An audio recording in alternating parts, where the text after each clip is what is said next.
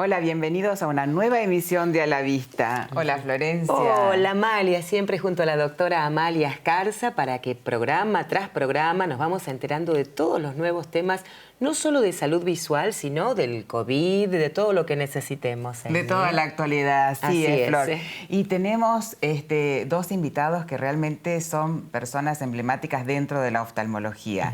Así es. ¿Vamos a recibir al primero? Vamos.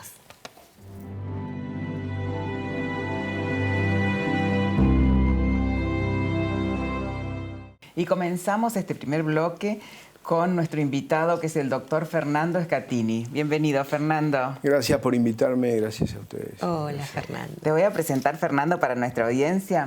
El profesor Scatini es médico oftalmólogo, es doctor en medicina y autor de numerosos libros sobre oftalmología, profesor titular de la Cátedra de Oftalmología de la Fundación Barceló, es director del Hospital Oftalmológico Dr. Pedro Lagleize y fue director de mi hospital, del Hospital Santa Lucía, sí. Flor.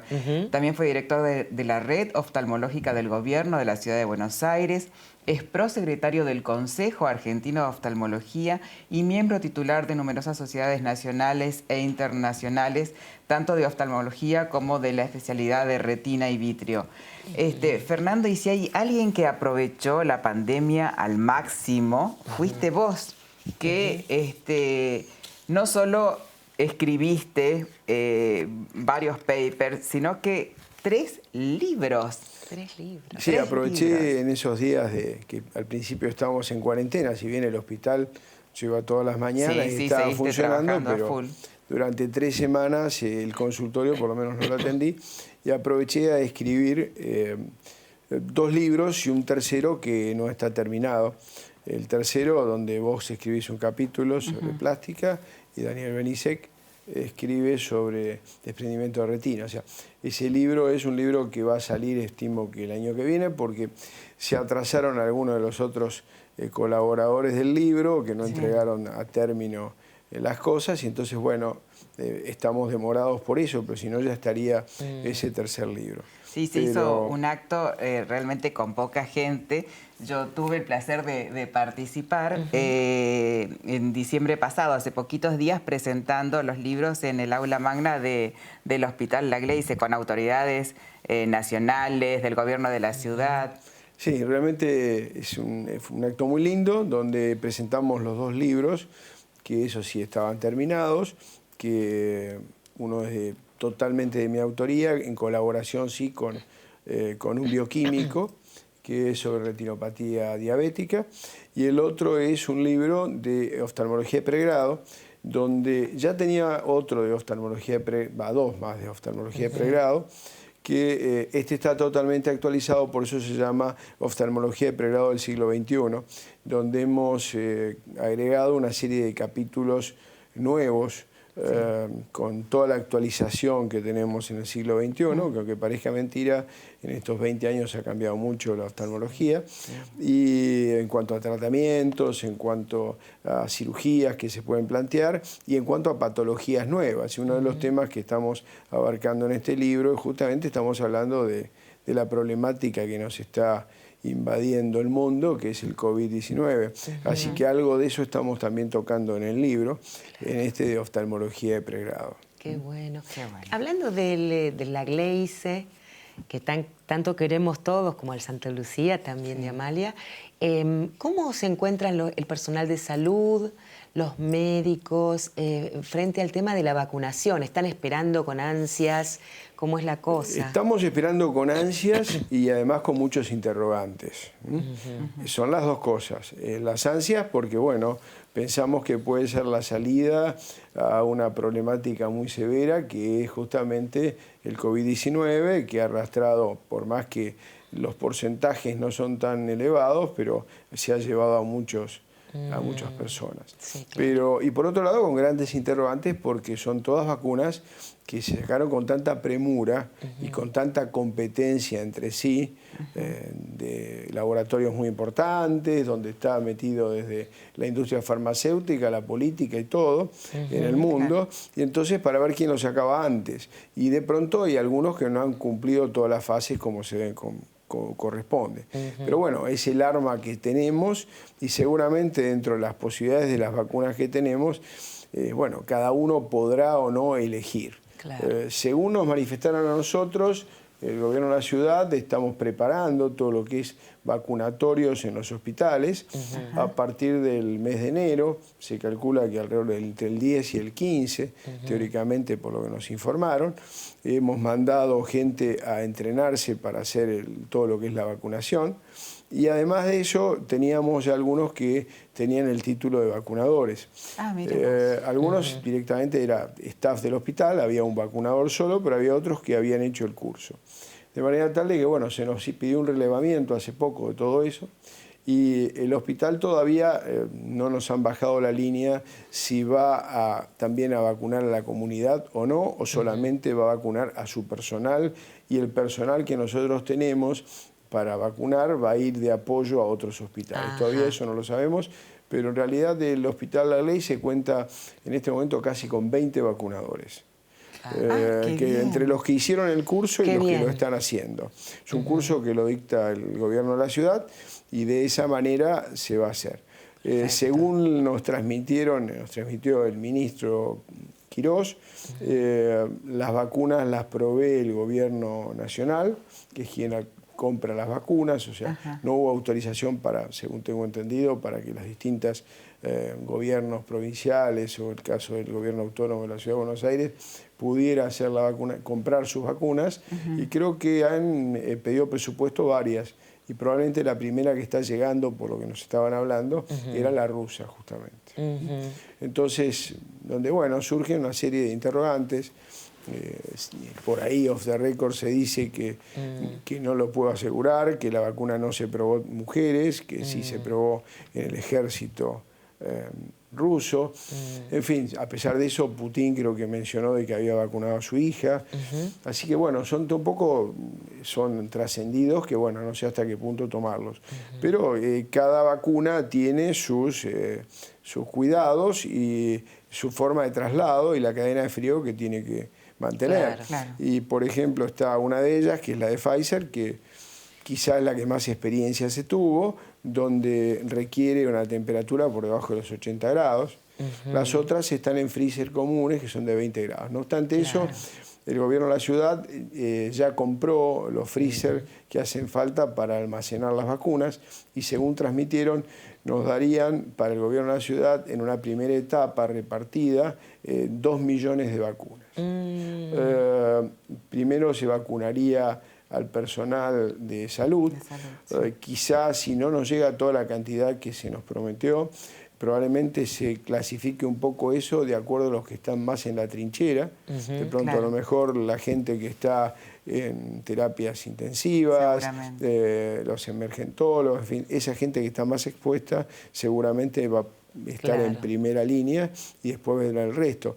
Pero la idea es primero todo lo que es el personal esencial, fuerzas de seguridad, los docentes, bomberos, después se va a vacunar a las personas mayores de 60 años y los que tienen comorbilidades entre 20 y 60 años. Eso es lo que está previsto.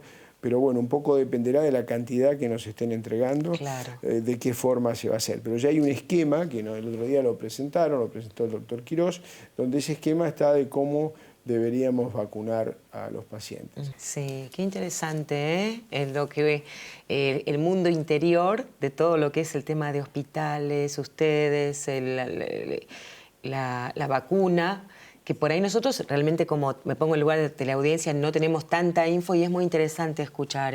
Así además que difieren algunas en las dosis, ¿no? Algunos, por ejemplo, la rusa es monodosis. Las otras hacen falta 2 dosis, una a los 21 días, otra a los 28 días. Es todo un tema. Entonces, cuando haya que hacer una segunda dosis y tenés un rebrote, un poco se va a complicar la atención a nivel hospital, porque te vas a encontrar con el paciente que se te va a venir a internar por el rebrote que surgió, por otro lado vas a tener que estar vacunando, tenés que mantener la distancia social. En fin, es todo un problema. En este momento se ha resumido todo lo que es la actividad COVID a 2 hospitales nada más, que es el Hospital Muñiz y el Ferrer como apoyo. El resto no recibimos COVID, sino que directamente si viene un paciente potencialmente COVID, es derivado automáticamente a esos hospitales. Claro, perfecto. Muchas gracias, Fernando. La verdad, es un placer tenerte y sobre todo que nos informes que toda la logística del gobierno de la ciudad está preparada para cualquier avatar que pueda suceder. Así que gracias por tu visita. Bueno, gracias a ustedes por la invitación. Gracias. ¿Vamos a una pausa, Flor? Vamos a una pequeñísima tanda y volvemos con el segundo bloque de La Vista.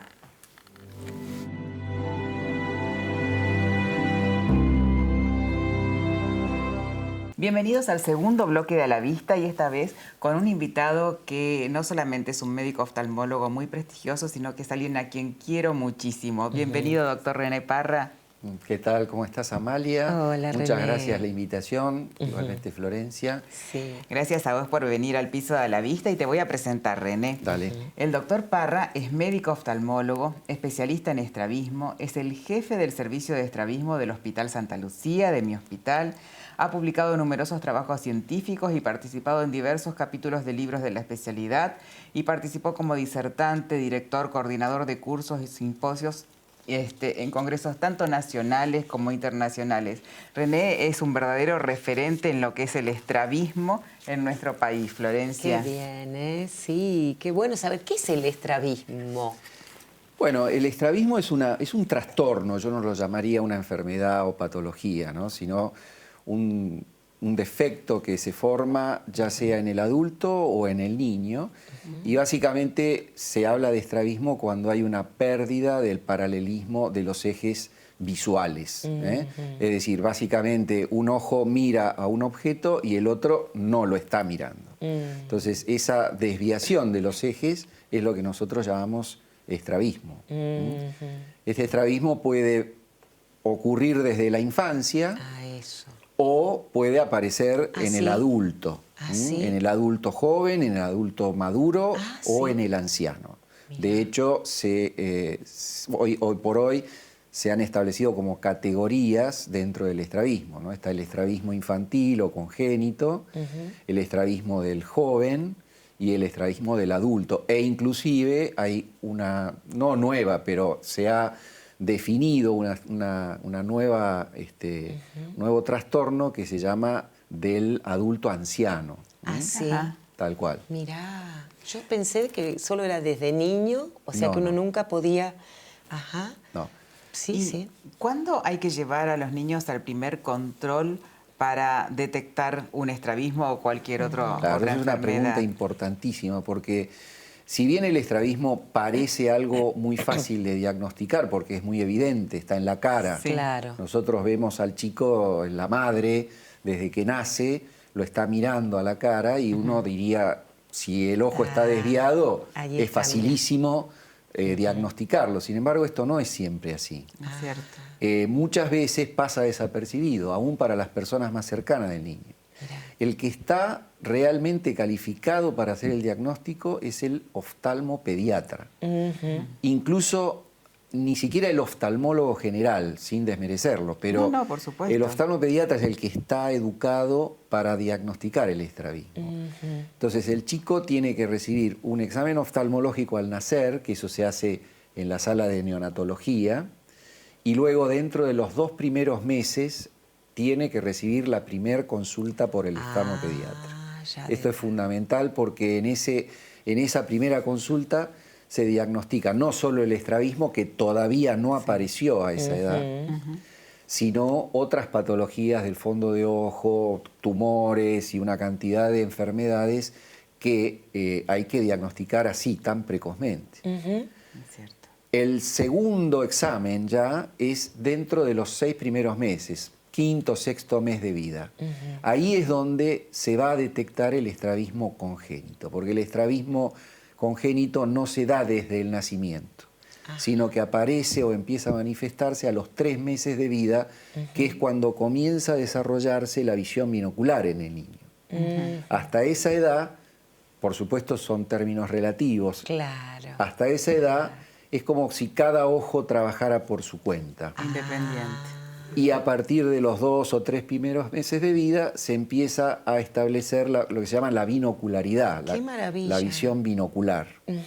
Y entre los 3 y los 6 meses, el chico ya tiene que haber desarrollado su visión binocular normal prácticamente, que después termina de madurar hasta los 6 o 7 años. ¡Qué bárbaro! Pero si a los 6 meses se encuentra uno con que hay un pequeño desvío, un estrabismo o alguna situación similar, ya hay que comenzar el tratamiento adecuado. Ya hay que estar alerta. Si el chico no tiene patología, entonces se le hace el tercer control, ya sería a los 2 y medio, 3 años de vida. En un niño sano. Claro. Y allí hay otro, podríamos llamarlo escalón para el diagnóstico del estrabismo, que tiene que ver con esos estrabismos de aparición tardía, muy relacionados con los defectos refractivos, la hipermetropía sobre todo, que es la edad en la que el chico comienza a consolidar su sistema de acomodación y empieza a usar su vista de cerca y a prestar atención a todo lo que es la visión cercana. Entonces, cuando hay un problema de acomodación en estos chicos, se empieza a manifestar el estrabismo nuevamente. Claro, qué Esa notable. es la otra oleada, digamos, Claro. del estrabismo tardío, que es a los 3 años, más o menos. Claro. Y hay Si que el- explicarle a los papás que no duele ninguno de los exámenes que Nada. hace el oftalmopediatra. Nada. Que el niño puede llorar porque se asusta, Exacto. pero nada más. Es normal y como decía nuestros maestros, está bien que llore, porque si Claro. llora quiere decir que está sano. Que está claro. Sí, sí. Y pensaba, el tratamiento, ¿no? En un niño, ¿qué significa? O sea, ¿qué implica el tratamiento? Claro.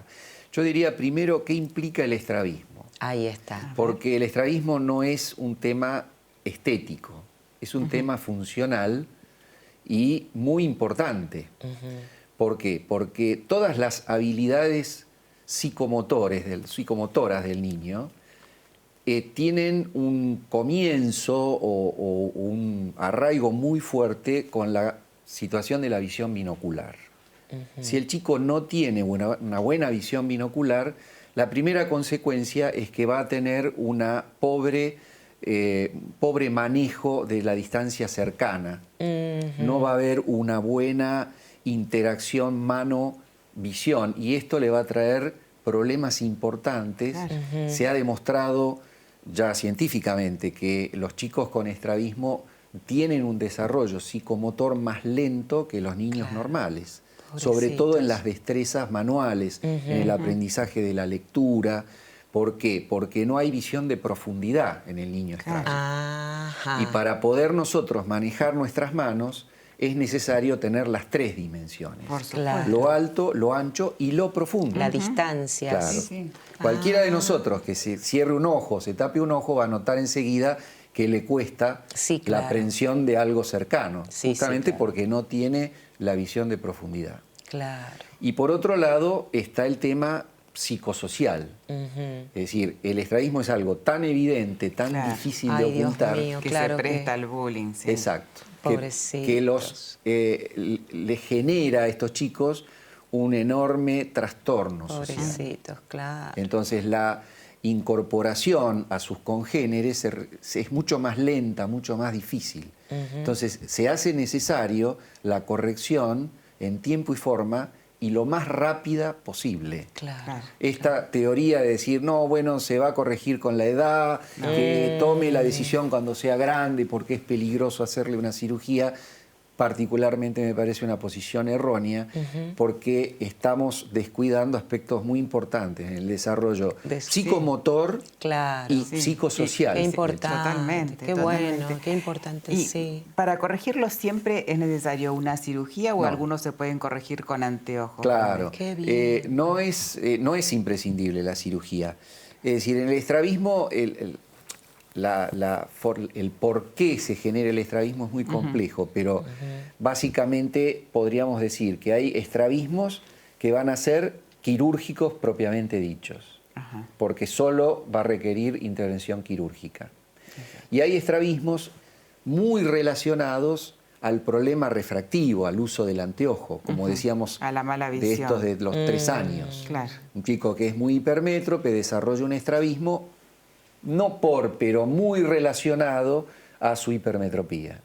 En estos casos es muy probable que solo la corrección de la hipermetropía corrija su estrabismo. Claro. Enderece Y que, los ojitos. claro, le ponga los ojos Pobrecito, derechos con el claro. uso del anteojo y no necesite cirugía. Claro. Y va a estar en el otro extremo el niño que sí o sí va a necesitar necesitar. cirugía porque el anteojo no le va, ni siquiera probablemente sea necesario que lo use, ¿no? ¿Y por qué se desata después en el adulto?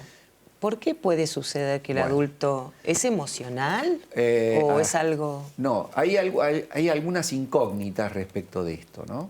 Está lo que se llama el estrabismo adquirido del adulto, que puede tener algunas cuestiones con lo emocional, lo refractivo.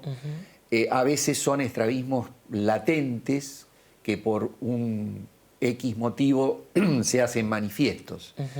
Y luego están todos los estrabismos ligados a las enfermedades neurológicas. Ah, Es decir, un paciente que sufre una enfermedad neurológica que afecta ya sea los centros de interacción de la visión binocular o los nervios o los músculos oculares, por ejemplo el hipertiroidismo, la miastenia gravis, hay un sinnúmero de enfermedades neurológicas que pueden desencadenar un estrabismo. La gran diferencia con el estrabismo del niño es que estos adultos van a ver doble. El niño no ve doble. no ve doble No el ve niño, doble qué porque notable. desarrolla un mecanismo de Claro. bloqueo de esa Pobrecito, visión claro. doble. En cambio, el adulto ha perdido esa capacidad. Entonces, Claro. el signo fundamental de ese estrabismo es la visión doble, la Claro. diplopía. Entonces, la diferencia grande es esa. Y sí, la podemos padecer en cualquier etapa de la vida, Claro, como decía claro. al comienzo, ¿no? Claro, Qué bárbaro, totalmente. René, tengo una pregunta que nos mandaron de la teleaudiencia. Si es lo mismo tapar un ojo, como le indicó el oftalmólogo, o pueden taparle el anteojo. No, a ver, la idea, esto trae además un tema fundamental que por ahí se nos estaba quedando en el tintero, que es la ambliopía. La ambliopía es el ojo perezoso, es la falta de desarrollo visual porque un ojo no aprende a ver, por decirlo de esta manera. El estrabismo es una de las causas de la ambliopía u ojo perezoso, no es la única, Mira. pero es una importante causa. Y es una de las causas por las cuales además hay que hacer una consulta precoz. Totalmente. Porque el ojo perezoso se puede tratar exitosamente si uno lo hace desde que lo detecta inmediatamente, de forma muy precoz. Ah, perfecto. Si se pasa el diagnóstico en el tiempo, las posibilidades de tratamiento van siendo cada vez menores. Y es como indica la palabra perezoso, porque realmente el ojo por alguna razón Claro. No aprendió se a ver. relaja y no... Claro, en realidad uno no ve con el ojo, ve con el cerebro. El cerebro debe recibir una información adecuada de cada uno de los ojos y con esta información, interactuando una información de un ojo con la del otro, forman la imagen y la visión. Cuando uno de los ojos, por algún motivo, no recibe esa información adecuadamente, todo el cerebro que está relacionado con ese ojo no se desarrolla correctamente. ¡Qué bárbaro! Y el otro asume un poco el rol de ese ojo. Es como que chupa un poco la información y el campo de acción del ojo que no está viendo. Claro. Entonces, ese cerebro relacionado con ese ojo no termina de desarrollar una capacidad visual adecuada. ¡Qué genial! Esto es la ambliopía. Porque entre un ojo y otro funciona lo que se llama la rivalidad. Es decir, aprendemos a ver con los dos ojos porque un ojo compite con el otro. Claro. Cuando esa competencia es desigual, el ojo que está en menor capacidad no el ojo, el cerebro Sí, que que está en recibe la inferioridad de información, que está en condiciones, inferioridad, no se desarrolla Se adecuadamente. pone vago, claro. Qué genial. ¿Viste qué complejo No, es que apasionante, no, pero qué bien que lo explica, ¿eh? Sí. El doctor René. Sí, muy es bien, apasionante pero- escucharte. Y es un tema que da para invitarlo en un próximo programa. Sí, por favor, ¿eh? Quiero Sí. saber más, ¿eh? Sí, ¿Querrá porque el venir? tema, sobre todo el tema ambliopía, es un tema que está muy en boga en este momento, porque se ha estudiado más profundamente, ya se conoce mucho más, como en todo. Están apareciendo formas nuevas de tratamiento. Desde hace 200 años el tratamiento era parchar el ojo Claro, bueno tapar el ojo y sano. obligar al ojo vago a Sí, que claro. aprenda a ver. Ajá. Hoy en día se está empezando a estudiar una forma de terapéutica de estimulación binocular, porque el problema de la ambliopía no es un problema del ojo, es un problema de la binocularidad y entonces se está empezando a encarar desde ese punto de vista. Mucho más Claro. complejo todavía. Se tienen que amigar los ojos, ahí Exactamente. pasa algo. Qué Exactamente. interesante, qué interesante. René, te agradecemos muchísimo No, al y nos tenés contrario. que prometer que vas a volver, ¿sí? Cuando Sí. ustedes quieran, yo estoy a su disposición. Muchas Muy gracias. bueno. Yo creo que con todo lo que dijo Ay, van a surgir Amalia. muchas preguntas. Muchas de la audiencia. preguntas, sí, qué bárbaro. ¿Nos vamos, Florencia? Nos vamos, qué rápido pasó. Sí, muy rápido. Así que nos vamos hasta el próximo martes a las 17:30 aquí en Canal Metro en este programa que se llama A la vista. Buena Semana.